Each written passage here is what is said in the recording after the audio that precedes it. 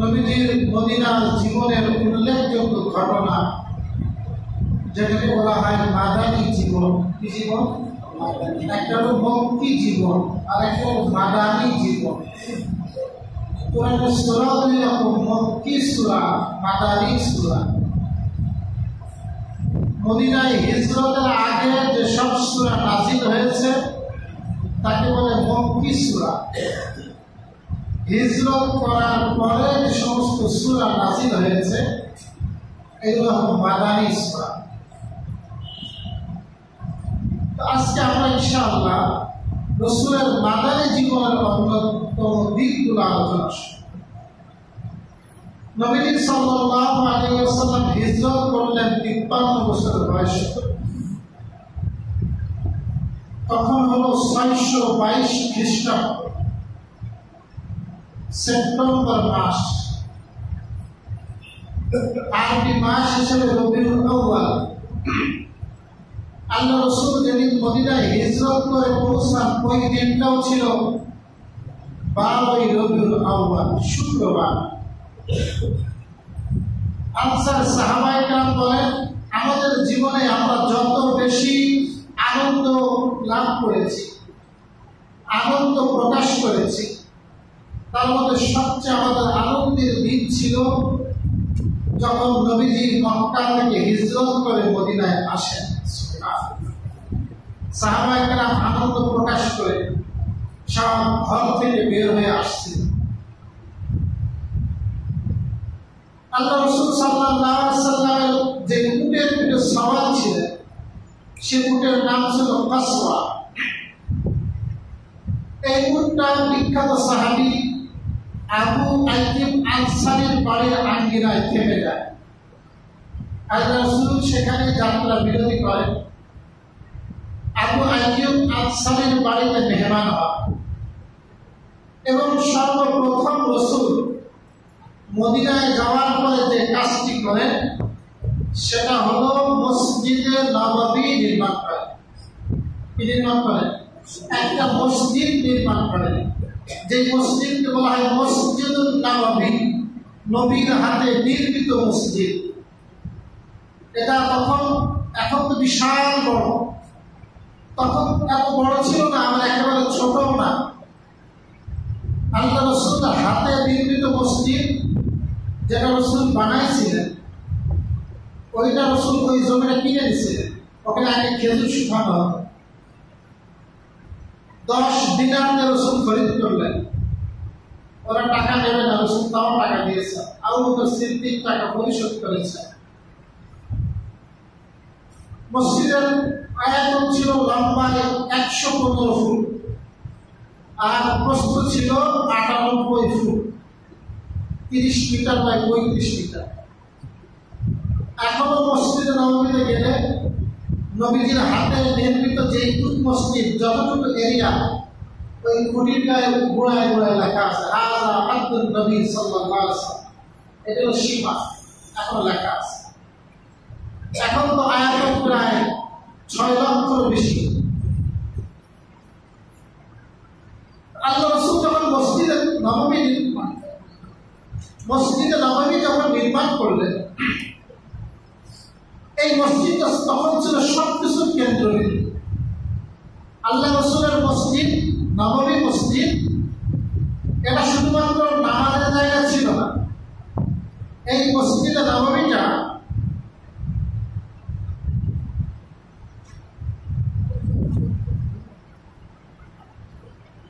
একটা বিশ্ববিদ্যালয়ের মতো ছিল। রাসূলুল্লাহ সাল্লাল্লাহু আলাইহি ওয়াসাল্লাম এই মসজিদে মানুষকে যেমন কোরআন শিখাতেন, আল্লাহ রাসূল যখন তেমন এই মসজিদে হাদিস বলতেন, সাহাবায়ে কেরামকে নিয়ে বসতেন, ঠিক তেমনি যখন অন্য কোনো মুসাফির আসতো দ্বীন শিক্ষা করার জন্য, আল্লাহ রাসূল ওই মসজিদে নববীতে তারা আরাম করত। ওখানে তাদের ব্যবস্থা করে দেওয়া। যে সমস্ত গরিব সাহাবীদের থাকার জায়গা নাই, তারা ওই মসজিদে নববীতেই থাকত। আল্লাহ রাসূলের সংসদ ভবন ছিল মসজিদ। ওখানে ওইটাই ছিল পার্লামেন্ট, সমস্ত গুরুত্বপূর্ণ সিদ্ধান্ত ওখানে মজলিসের শুরা ছিল, যাদেরকে নিয়ে রাসূল পরামর্শ করতেন। আবু বকর, ওমর, ওসমান এরা সদস্য ছিল, এদেরকে নিয়ে রাসূল বসতেন, পরামর্শ করতেন। কখনো কখনো ব্যাপক সাহাবীদেরকে নিয়ে পরামর্শ করতেন। পুরা একটা নবগঠিত রাষ্ট্র কিভাবে পরিচালনা করতে হবে, কি কি কাজ আঞ্জাম দিতে হবে, সব কিছুর মূল কেন্দ্র ছিল মসজিদ।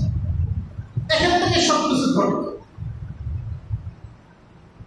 এই মসজিদ নববীতে আল্লাহ রাসূল নির্মাণ করলেন, সাহাবায়ে কেরাম এখানে আসা যাওয়া করা শুরু করলেন। এখন আল্লাহ রাসূলের হাদিস আসছে, ইবনে মাজাহ শরীফের হাদিস। অন্যান্য মসজিদের থেকে এই মসজিদের পার্থক্য, বৈশিষ্ট্য, যদি কোনো ব্যক্তি মসজিদে নববীতে 1 রাকাত নামাজ পড়ে, তাকে 50,000 রাকাত নামাজের সওয়াব দেওয়া হবে। এরকম ফজিলতপূর্ণ হাদিস মসজিদে নববী। রাসূল নিজের হাতে, রাসূল নিজেও কি করেছেন, খেজুরের পাতা উপরে ছাউনি ছিল, বৃষ্টির পানি পড়তো, তখন রাসূলের সেজদার মধ্যে কপাল ভিজে যাইত, কাদা লেগে যাইত। তো আল্লাহ রাসূলের প্রথম কাজ ছিল মসজিদে নববী নির্মাণ। দ্বিতীয় রাসূল যেটা কাজ করলেন, মদিনায় বসবাস করতে হলো আউস আর খাজরাজ গোত্র, এদেরকে বলা হয় আনসারী সাহাবা। কিন্তু আউস আর খাজরাজ গোত্র যুগ যুগ ধরে এরা পরস্পর একে অপরের শত্রু ছিল। কে কার ক্ষতি করতে পারবে, এই যুদ্ধ তাদের মধ্যে চলত। আল্লাহ রাসূল সাল্লাল্লাহু আলাইহি ওয়াসাল্লাম মদিনায় আসার পরে দ্বিতীয় কাজ করলেন, মুসলমান সাহাবীদের মধ্যে, মুসলমানদের মধ্যে উখুওয়াত, ভ্রাতৃত্ব এটা তৈরি করে দিলেন। সুবহানাল্লাহ। আল্লাহ রাসূল হযরত আনাস ইবনে মালিকের বাড়িতে ওই সময় প্রায় 90 উপরে সাহাবী সবাইকে ডাকলেন। মুহাজির ছিল, আনসার ছিল, সবাইকে ভাই ভাই বানায় দিলেন। কেউ কারোর সাথে শত্রুতা করতে পারবে না, একে অপরের ভাই। ইন্নামাল মুমিনুনা ইখওয়াতুন, সব মুসলমান একে অপরের ভাই। আল মুসলিমু আখুল মুসলিম, একজন আরেকজনের ভাই। এমন ভাবে ভ্রাতৃত্ব করে দিলেন, এটা শুধু মুখের কথা না, বাস্তবে। এমনকি দ্বিতীয় হিজরি বদর যুদ্ধের আগ পর্যন্ত যার সাথে যারা রাসূল জোড়া লাগাইছিলেন, ওই ব্যক্তি মারা গেলেন, তার পরিত্যক্ত সম্পদের মিরাসও এই মুসলমান ভাই ভাই। সুবহানাল্লাহ। সম্পদ হয় এইভাবে আল্লাহ রাসূল সাল্লাল্লাহু আলাইহি ওয়াসাল্লাম একজনের সাথে আরেকজন সম্পর্ক করে দিলেন। বিখ্যাত সাহাবী আব্দুর রহমান ইবনে আউফ, ওনার সাথে যারা ভ্রাতৃত্ব করে দিলেন, তার নাম ছিল সাঈদ ইবনে রবি। এ ছিল তখন মদিনার সবচেয়ে সেরা ধনী আনসার। উনি আব্দুর রহমানকে বললেন, ভাই আব্দুর রহমান, তুমি তো আমার সাথে থাকবা, আমার গোটা সম্পদ অর্ধেক করে দিচ্ছি, অর্ধেক তুমি নিয়ে নাও আর অর্ধেক আমি নিয়ে নাও। সুবহানাল্লাহ। এইভাবে সাহাবীদের মধ্যে আল্লাহ রাসূল সম্পর্ক স্থাপন করেছিলেন। ইসলামের শিক্ষা হলো যে মুসলমান পরস্পর সব ভাই ভাই থাকে, ভাই ভাই মধ্যে সম্পর্ক থাকে। এইটা করার পর রাসূল কি করলেন, রাসূল ওখানে অনেক ইহুদি থাকতো, ইহুদিরা বসবাস করত। এই ইহুদিদের সাথে রাসূলুল্লাহ সাল্লাল্লাহু আলাইহি ওয়াসাল্লাম সন্ধি করলেন, চুক্তি করলেন, এবং বিশ্বের ইতিহাসে প্রথম লিখিত সনদ, বিশ্বের ইতিহাসে লিখিত রাজনৈতিক চুক্তি, এটা রাসূলুল্লাহ সাল্লাল্লাহু আলাইহি ওয়াসাল্লাম ইহুদিদের সাথে করেছেন। অনেকে বলে হুজুর রাজনীতি করবে কেন, বলে না। ইসলামের না, শুধু সারা বিশ্বে প্রথম চুক্তি আল্লাহ রাসূল করেছিলেন। ইহুদিদের সাথে চুক্তি ছিল, তার একটা অন্যতম ধারা ছিল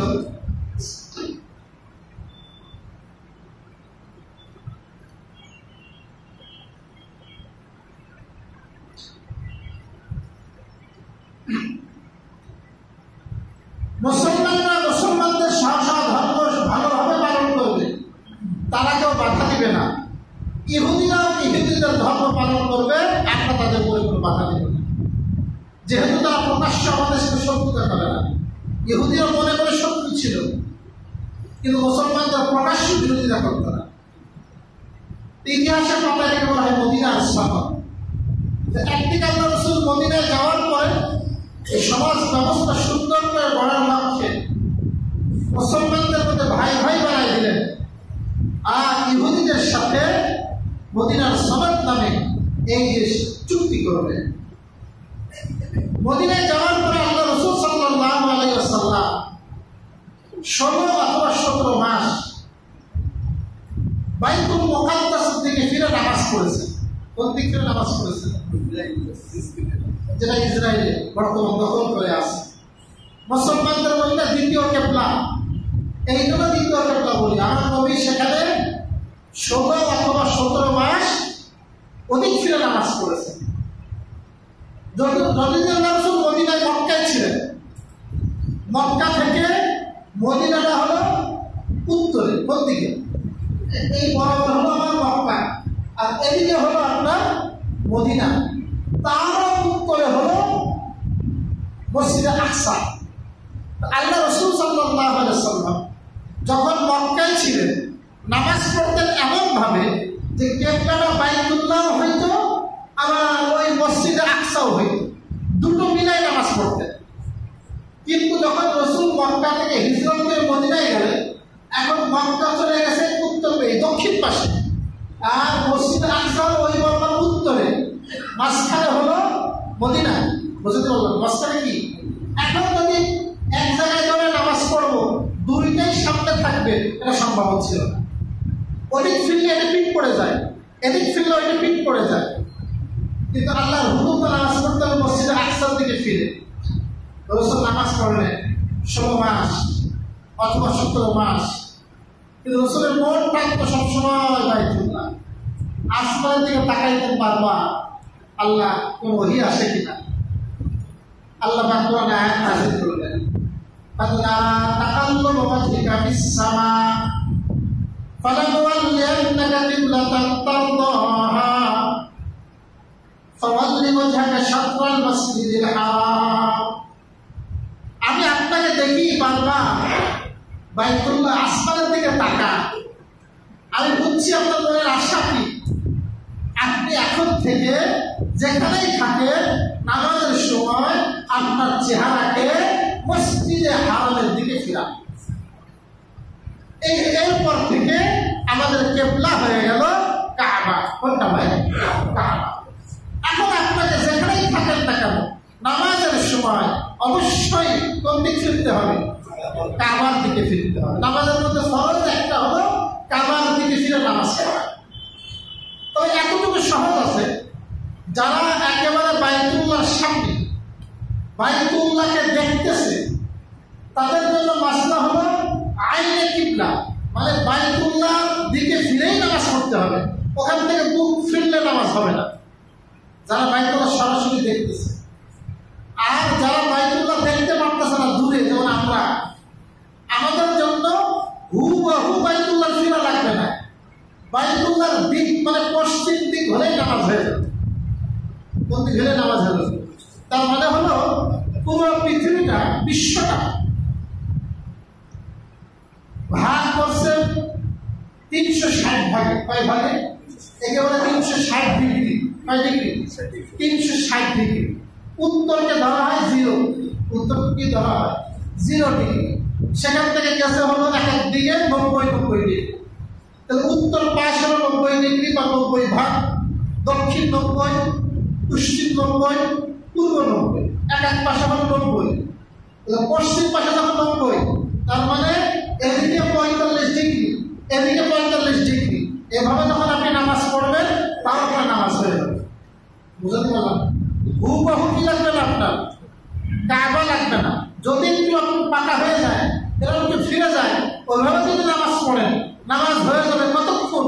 যতক্ষণ পশ্চিম দিকটা আপনার ঠিক থাকে। অনেক মসজিদে দেখবেন পুরাতন, আপনার বর্তমানে তো বিনা দিয়ে আসছে, কেবলা কম্পাস পাওয়া যায়, দেখবেন একরকম, ওই মসজিদে আরো বাঁকা। আপনি সেখানে যে ফতোয়া দেবেন না যাই তোদের নামাজ আছে, নামাজ কিন্তু তাদেরও হয়ে যাবে, যেহেতু ওইটাও 19 বিষয় তো আছে, কেবলামুখী আছে। তো যাই হোক, আল্লাহ রাসূল সাল্লাল্লাহু আলাইহি ওয়াসাল্লাম মাদানী জিন্দেগির অন্যতম ঘটনা ছিল কেবলা পরিবর্তন। এরপর আরেকটা ঘটনা ছিল আল্লাহ রাসূলের মাদানী জিন্দেগি। আল্লাহ রাসূল এই মাদানী জিন্দেগিতে 27টা যুদ্ধ নিজে পরিচালনা করেছেন এবং 56টা যুদ্ধ সাহাবীদের মাধ্যমে পরিচালনা করেছেন। কয়টা যুদ্ধ? আল্লাহ রাসূল কিন্তু যুদ্ধের নবী, শুধু রহমতের নবী না। রাসূল যে যুদ্ধে নিজে অংশগ্রহণ করেছেন এই যুদ্ধকে বলা হয় গাজওয়া। একে বলে কি? গাজওয়া। আর রাসূল নিজে যাননি, সাহাবীদের নেতৃত্বে পাঠাইছেন এমন যুদ্ধকে বলে সারিয়া। এমন যুদ্ধকে বলে সারিয়া। তাহলে রাসূল গাজওয়া করেছেন 27টি, আর সারিয়া হলো 56টি। আল্লাহ রাসূল আপনার দুনিয়ায় দিন কায়েমের জন্য এতগুলো যুদ্ধে অংশগ্রহণ করেছে। আমরা তো রাসূলের এই যুদ্ধের ইতিহাসগুলো পড়ি না, অথচ বিখ্যাত তাবেঈ হযরত সাইয়্যিদুল আবিদিন আলী ইবনে হুসাইন রাদিয়াল্লাহু তাআলা উনি বলতেন, আমার আব্বা চাচারা আমাদেরকে কোরআন যেমন শিখাইছেন, কোরআনের আয়াত যেমন শিখাইতেন, নবীজির গাজওয়াগুলো, নবীজির যুদ্ধের ইতিহাসগুলো কোরআনের আয়াতের মতো ওইভাবে আপনাদের শিখাইছে। রাসূলের এই গাজওয়ার মধ্যে আপনার জন্য বহু সবক আছে। আপনি দেখবেন আল্লাহ রাসূল দিন কায়েমের জন্য কি কষ্ট করেছে, কি মুজাহাদা করেছে সাহাবায়ে কেরাম। এটা সারিয়া আর গাজওয়া না পড়লে আপনি বুঝবেন না রাসূল কত বাহাদুর ছিলেন। উহুদের যুদ্ধে দাগ পড়ে গেছে, রক্তাক্ত, পুরো মুখ জখম, মুখের চোয়ালের মধ্যে কড়া ঢুকে গেছে, মাথায় আঘাত করছে, মাথা নড়াইতে পারতেছে না, ঘাড়ে আঘাত করছে, ঘাড় ব্যথা, গর্তের মধ্যে পড়ে গেছে, পায়ে ব্যথা, 70 জন সাহাবী শহীদ হয়ে গেছে, অসংখ্য সাহাবী আহত কাতরাচ্ছে। এই মুহূর্তে যুদ্ধের ঠিক পরের দিন সকালবেলা নবীর মনের মধ্যে আসলো, ওরা যদি মদিনায় আবার হামলা করে, মদিনা তো একেবারে অরক্ষিত, ওরা হামলা করতে আসছিল মক্কা থেকে, যুদ্ধ হয়েছে মদিনার একেবারে কূলে 3 কিলোমিটার দূর উহুদের পাদদেশে। এখন মদিনার কি হবে? ওদেরকে আসতে দেওয়া যাবে না। ওই কঠিন মুহূর্তে নবীজি সাল্লাল্লাহু আলাইহি ওয়াসাল্লাম আবারও হামলাও আসার পর্যন্ত চলে গেছেন, সাহাবীদেরকে নিয়ে ওদের ধাওয়া করতে, আবারও দেশের প্রতি লড়াই করতে। এইভাবে রাসূল বাহাদুর ছিলেন। রাসূল আহত হয়েও বলে যান। হুনাইনের যুদ্ধ হয়েছে 8 হিজরি। সাহাবায়ে কেরাম ছিল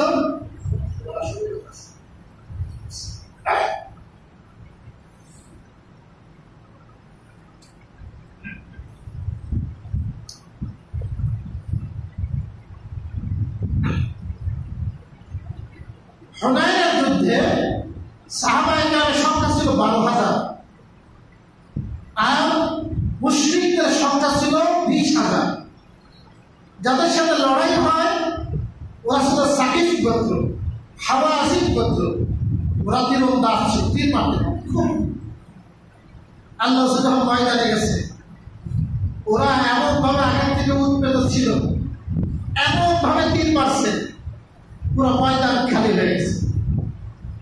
কিন্তু আল্লাহ রাসূল এত বাহাদুর ছিল, রাসূল ময়দানে তার গাধার পিঠে বসাই ছিলেন, একচুলো সরেননি। রাসূল বলতেছিলেন, আনা নবিয়্যু লা কাযিব, আনা ইবনু আব্দুল মুত্তালিব, আমি আল্লাহর নবী, এটা মিথ্যা নয়, আমি আব্দুল মুত্তালিবের সন্তান, এটা মিথ্যা নয়। আল্লাহ আমাকে ওয়াদা করেছেন বিজয় আমাদের হবে। সাহাবাদেরকে বাদ দিলেন, সাহাবায়ে কেরাম আবার চলে আসলেন, আবারও লড়াই হলো, আল্লাহ পাক মুসলমানদেরকে বিজয় দান করলেন। রাসূল ছিলেন অত্যন্ত সাহসী, সাহসিকতা আল্লাহ রাসূলের বৈশিষ্ট্য ছিল, বাহাদুর ছিলেন আল্লাহ রাসূল। রাসূল কখনো পিছপা হতেন না। হুদায়বিয়াতে আমরা দেখেছি মাত্র রাসূলের সাথে 1500 সাহাবী, আর মক্কার তো হাজারে হাজার মানুষ, একের মক্কার তীরে নবী বসা, অস্ত্র শস্ত্র বলতে কিচ্ছু নাই, খালি সংবাদ আসছে উসমানকে মারা হয়েছে। এত বড় সাহস! রাসূল তৈরি হয়ে গেছে, নিজেদের জীবন দিয়ে দিব উসমান হত্যার বদলা। রাসূল বলেন আল্লাহ রাসূলের এই গাছগুলো পড়লে রাসূল সাহসিকতা দেখেন, এবং ইসলামের জন্য সাহাবায়ে কেরাম যে নাজরানা পেশ করেছেন, আল্লাহু আকবার। হারাম বিন মিলহান রাসূলের এক সাহাবী, হারাম বিন মিলহান, আনাস রাদিয়াল্লাহু তাআলা এর মামু। ওনাকে আল্লাহ রাসূল পাঠাইছেন একটা চিঠি দিয়ে, দাওয়াতের চিঠি দিয়ে, ইসলামের চিঠি দিয়ে। দাওয়াতের তখনকার জামানায় রাজা বাদশাহের কাছে রাসূল চিঠি লিখতেন। চিঠি নিয়ে গেছে, ওই জামানার রেওয়াজ যে চিঠি নিয়ে যাবে দূত, তাকে কিছু বলা হবে না, রাষ্ট্রীয় মেহমান। কিন্তু ওই জালেম ওই রাসূলের রাষ্ট্রীয় মেহমান দূতকে চিঠিটা খুলে পড়ানোর প্রয়োজন অনুভব করে, পিছন দিক থেকে আদেশ করছে, এমন ভাবে বর্ষা মারছে, পিছন দিক থেকে সামনের দিক থেকে বের হয়ে গেছে। হারাম বিন মিলহান রক্তটা দিলেন, আর মুখে মারতেছেন রক্ত, আর মুখে মেখে বলে রাব্বিল কাবা ফুসতু রাব্বিল কাবা, আমি কাবার রবের কসম খেয়ে বলি আমি হারাম, আমি সফল কাম হয়ে গেছি। সুবহানাল্লাহ। আমার যেটা উদ্দেশ্য ছিল আল্লাহ শাহাদাত বরণ তার ইসলামের জন্য, সেইটা আমি হয়েছি, আমি সফল কাম। আমি তো মারা যাইতাম একদিন, কিন্তু আমার মৃত্যুটা ইসলামের জন্য হয়েছে, আমি শহীদ। সাহাবায়ে কেরাম রক্ত দিয়েছে। যায়েদ ইবনে জাসিনা রাদিয়াল্লাহু তাআলা ওনাকে কাফেররা খুশে খুশে মারছে। হামজা রাদিয়াল্লাহু তাআলা ওনাকে নাক কাটছেন, কান কাটছেন, ওনার জিহ্বা ছিঁড়ে ফেলছেন। তারপর সাহাবায়ে কেরাম ইসলামের জন্য হাসি মুখে মৃত্যুকে কবুল করে নিয়েছে। এই গাছগুলো আপনি পড়লে পাবেন কি? এগুলো পড়লে পাবেন যে আল্লাহ পাকের মদদ, সাহায্য অল্প দলের পরেও থাকতে পারে। রাসূল তো একে কতগুলো যুদ্ধ করেছেন। রাসূল প্রথম যুদ্ধের নাম হলো আবওয়া। প্রথম যুদ্ধের নাম কি? আবওয়া। এরপরে যুদ্ধের নাম বুয়া, এরপরে নাম ওয়াসায়রা, এরপরে নাম বদর, এরপরে নাম উহুদ, এরপরে খান্দক, এরপর বনি কুরাইজা, বনি নাজির, বনি মুসতালিক, কুরাইশি, এরপর আসছে খাইবার, এরপরে আসছে তায়েফ, হুনাইন, ফাতহে মক্কা, এবং রাসূলের সর্বশেষ যুদ্ধের নাম হলো তাবুক। এটা নবম হিজরিতে হয়েছিল রোম সাম্রাজ্যের বিরুদ্ধে। যাই হোক, রাসূল 27টা যুদ্ধ করেছেন, 56টা সারিয়া পাঠিয়েছে। এইগুলো বললে আমরা দেখি, যেমন বদরের যুদ্ধ দেখেছি, আল্লাহ রাসূল মাত্র 300 জন সাহাবী, মাত্র কতজন? ওরা হলো 1000 বা মতান্তরে 950। যে আল্লাহ রাসূলের ইসলামের সূচনা হয়েছিল মাত্র 2-3 জন দিয়ে। খাদিজা ছিল, আলী ছিল, আবু বকর ছিল, যায়েদ ছিল। এই 3-4 জন দিয়ে ইসলামের সূচনা। আমরা তাফসীর করি মঙ্গলবারে এই সপ্তাহে তাফসীর হলো, এখানে আমরা একটু আলোচনা করেছি। আল্লাহ পাক ইনজিলের উদাহরণ দিয়েছেন এই নবীর উম্মতের। ইনজিলের মধ্যে উদাহরণ আছে, একটা ছোট্ট শীষ বীজ রোপণ করা হয়, সেখান থেকে অঙ্কুর গজায়, সেটা দুর্বল থাকে, আবার শক্তিশালী হয়, সেটা বড় কাণ্ড হয়। আল্লাহ পাক নবী সাহাবীদের অবস্থা এরকম, যে ইসলামের সূচনা হয়েছিল মাত্র 3-4 জন দিয়ে। ওটা একসময় এমন বড় আকার ধারণ করলো যে আল্লাহ পাক এই কাফেলাকে আসমানের ফেরেশতা নাযিল করে আল্লাহ পাক বিজয় দান করলেন। বদরের যুদ্ধে ফেরেশতারা আসছে, ফেরেশতারা সাহায্য করছে। প্রিয় ভাইরা আমার, এই রাসূলের জীবনের অন্যতম, মাদানী জীবনের অন্যতম ইতিহাসের একটা অংশ হলো হুদায়বিয়ার সন্ধি। এটা আল্লাহ রাসূল করেছেন 6ষ্ঠ হিজরি। আরেকটা হলো